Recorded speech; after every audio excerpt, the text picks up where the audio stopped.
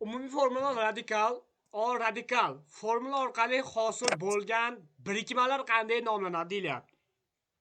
Bunday moddalar, hurmatli abituriyentlar, asosan oddiy efirlar nomini oladi. Murakkab efir senim aytib o'tganimizdek radikal SOO radikal bir holatda yoziladi. Oddiy efirlar esa qanday edi? Radikal radikal holatda yoziladi. Oddiy efir, mana bu bunaqa efir. Ikkinchisi, oddiy efirlar yig'ilgan empirik formulasini aniqlang deyilyapti. Qanday edi empirik formulasi demak? Sn H2O. Ana shunga radikal kelib birikadi, to'g'rimi? Qaysi javob bo'ladi shunda? To'ppa-to'g'ri. Keyingi 3-savol.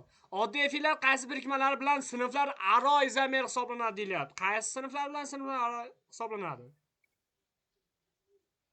Bilamizmi?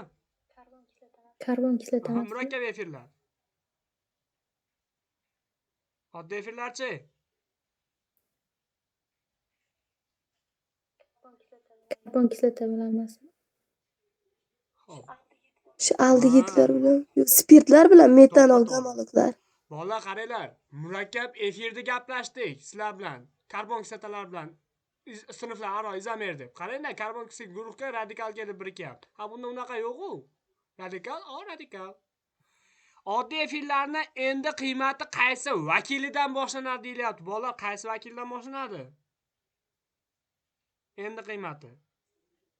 Mana dastlabki vakili SH3 metanoldan boshlanadi. SH3. Demak, endi qiymati nechaga teng bo'ladi? 1 ga teng. Necha? 1mi 2mi? 2 ga teng bo'ladi. Bolalar 5. Metoksimetan yana qanday nomlanadi? Mana metoksimetan. Ko'rib olinglar. SH3 OSH3.